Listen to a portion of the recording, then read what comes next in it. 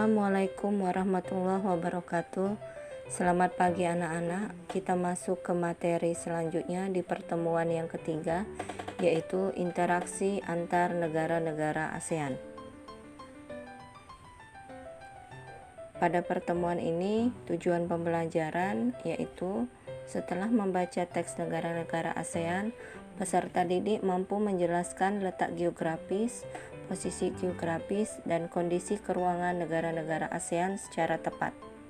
Setelah melakukan pengamatan interaksi keuangan di negara-negara ASEAN, peserta didik mampu menganalisis pengaruh interaksi keuangan terhadap kehidupan di negara-negara ASEAN.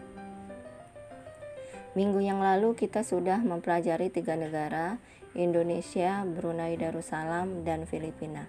Selanjutnya kita masuk yang pertama, negara Kamboja. Kamboja memiliki iklim tropis. Kamboja memiliki bentang alam khas, yaitu hampir menyerupai piring. Pada tahun 2017, jumlah penduduk Kamboja sekitar 16.5.373 jiwa. Perekonomian Kamboja bertumpu pada sektor pertanian dengan sistem pengelolaan tradisional. Selain ASEAN, Kamboja juga masuk ke dalam kerjasama negara-negara lainnya seperti PBB, ILO, UNESCO, dan WHO. Laos. Laos adalah negara daratan kawasan ASEAN yang berada di bagian semenanjung Indochina. Laos beriklim tropis. Di tahun 2017, penduduk Laos sebanyak 6.858.160 jiwa. Komoditas ekspor yaitu biji timah, kayu, kapas, kopi, kapur barus, dan kulit. Sementara komoditas impor yaitu beras, minyak bumi, mesin, dan barang-barang elektronik. Laos juga terlibat aktif dalam organisasi ASEAN dan juga mengikuti organisasi-organisasi internasional yang lain seperti ASEM, FAO, IBRD, IFC, UNDP, UNIDO, UNESCO, dan WHO. Malaysia. Malaysia adalah negara yang dekat dengan Indonesia dengan memiliki wilayah yang terbagi dua, yaitu Malaysia Barat dan Malaysia Timur. Wilayah Malaysia termasuk negara beriklim tropis dengan jumlah penduduk pada tahun 2018 sekitar 32,4 juta jiwa. Tingkat pertumbuhan penduduk sekitar 0,3% per tahun. Selain pertanian, penduduk Malaysia bekerja di sektor pertambangan dan juga perindustrian. Malaysia adalah salah satu negara pemerakasa berdirinya ASEAN. Malaysia juga aktif dalam organisasi internasional seperti ADB, ASEM, SCAP, FAO, IBRD, IDA, IFC, IMF, ILO, UNESCO, WHO, WIPO, dan APEC. Myanmar. Myanmar memiliki jumlah penduduk pada tahun 2017 sekitar 53.370.609 jiwa. Awalnya negara Myanmar bernama Burma atau Birma. Myanmar memiliki kesuburan tanah di delta Sungai Irrawaddy dan Sungai Salwan sesuai untuk usaha pertanian.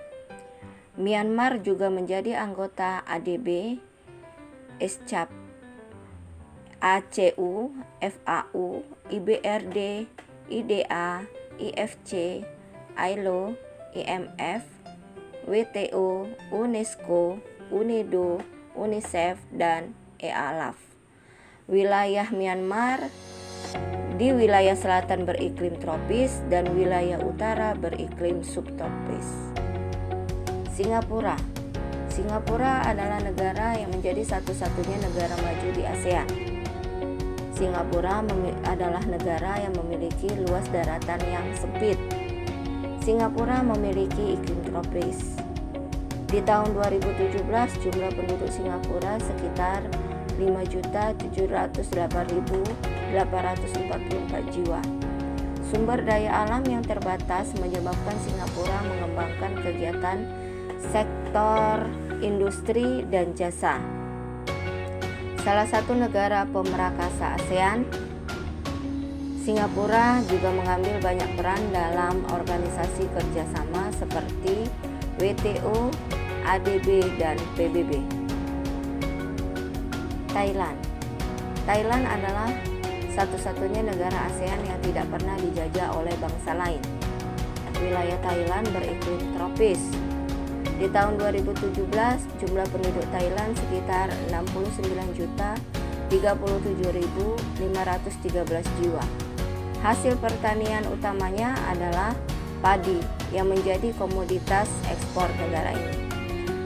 Thailand adalah salah satu negara pemrakarsa ASEAN, dan Thailand juga aktif di organisasi-organisasi internasional seperti ADB, ASEM, SCAP, FAO, IBRD, IDA, IFC, IMF, ILO, UNESCO, WHO, WIPO, dan APEC.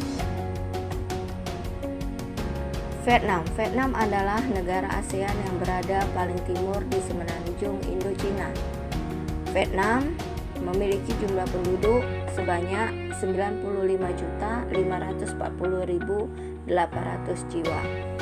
Cuaca di Vietnam terbagi 4, yaitu Pegunungan Utara, Vietnam bagian utara, Vietnam bagian tengah, dan Vietnam bagian selatan. Komoditas ekspor utama antara lain beras, karet, kopra, aneka kayu, minyak bumi, dan biji besi. Komoditas impor utama antara lain bahan bakar, minyak bumi, besi, baja, pupuk, obat-obatan, dan bahan kimia.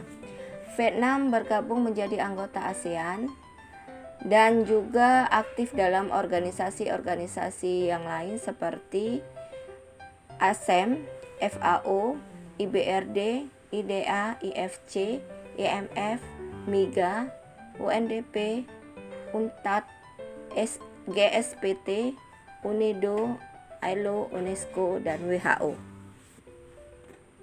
Interaksi antar negara di kawasan ASEAN.